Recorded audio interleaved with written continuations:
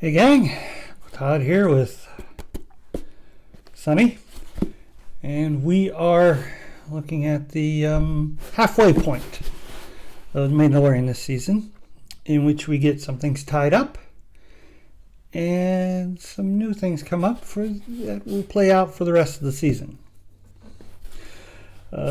We start out back on the planet of Navarra, where pirates, you remember the Pirate King from episode 1? Shows back up. And he's there to take over the planet. And he shoots the place up. And basically the citizens have to leave town, and they're hiding out in the desert. Now Karga sent out a message to the Republic asking for help. Even though they are not part of the Republic and they're on the Outer Rim, they would like some help. And the captain that got the message, he goes to Corsica and leads his way through the bureaucracy to try to get them help. And Kane, remember her, using politics, convinces a person he has to go to, played by Tim Meadows, great choice, to not give him help. After all, they're an independent. Maybe if they join the Republic, they could do something, but at this point, there's not really much they can do. They have so many other things on their plate right now. Now, the captain knows there's a lot of stuff going on out there in the Outer Rims, and it's looking suspicious. And maybe, if they get to it now, it won't become a bigger problem for the Republic down the line. But what do you know? So on his way back, he takes a slight detour and contacts Din Djarin and explains what's happening with Karga.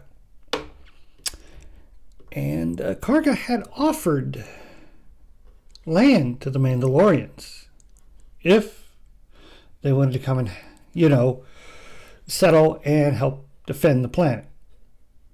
Now, he had offered this to Din Djarin, but Din Djarin kind of turned it down. But then, in light of this, he goes to calls all the tribe together, lays it out. Yes, they had fought Karga back when he was a bounty hunter and ran a bounty hunting thing,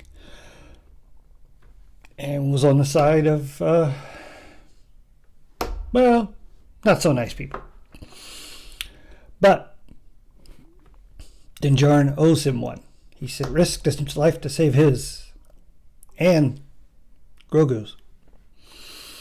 And if they go to fight these pirates, they will finally have a plot of land they call their own and don't have to hide in the shadows anymore.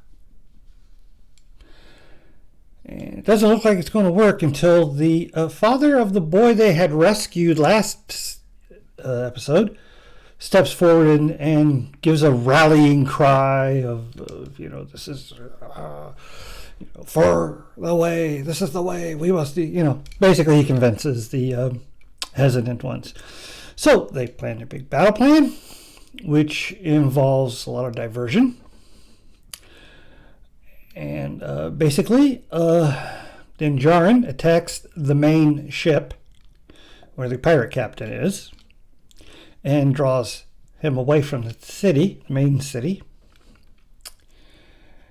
And then Bo-Katan comes in with her ship and drops the Mandalorians, who then start sweeping their way through the city, getting pirates there.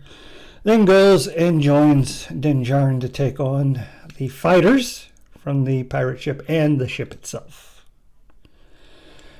And it is a hellacious fight. You've got dog fights, you've got gun battles on the land, and the armorer proves that tongs and a hammer that you would use for blacksmithing are effective weapons in a fight. Well, of course, the Mandalorians win the day, and sadly, looks like the pirate captain went down with his ship. And the main pirate that had been an antagonist in the first episode, he cuts and runs. So we'll probably see him another day. A little disappointed the pirate captain went down and blew up because I really liked his look. Basically, take Barbossa from Pirates of the Caribbean and put Swamp Thing in his place. He's even got the beard. It's a mossy green beard, but he's got the beard. Well, after that, they now have huge chunk of the planet that has been ceded to them by Karga.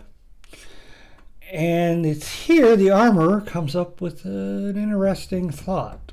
And she takes Bo-Katan aside and asks her to remove her helmet. After some hesitancy, Bo-Katan does. And the armorer realizes Bo-Katan has walked both paths. The path of the way and the path of the ones who left the way. She walks in both worlds. Therefore, she is the perfect one to go out and round up all the other Mandalorians and bring them to their new home. And then we get a twist. At the very end of the episode, the captain, who had received the distress call, is on patrol and comes upon a floating debris of a transport shuttle or ship. Examining it, realizes that was the one transporting Moff Gideon for trial. And examining the bodies, he's not among them. And even more startling, there's bits of the metal that Mandalorians use for their armor.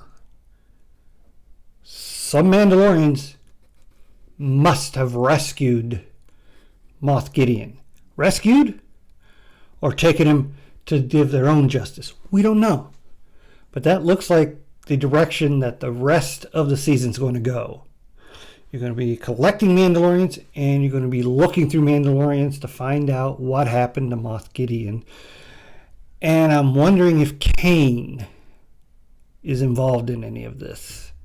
Because she just seems to be so duplicitous and a little too helpful at certain moments. Yeah, another good episode. A lot of intrigue. Din Djarin was sort of a... except for his speech around the beginning, he really was a minor character in this episode. But that's okay. There's so much going on in it that you don't have to concentrate on him fully. Sadly, Grogu did hardly anything. Except respond, those faces the puppet makes, during the fights, but that's about it. Looking forward to the next episode. Please hit like, share, and subscribe, and I'll see you next time.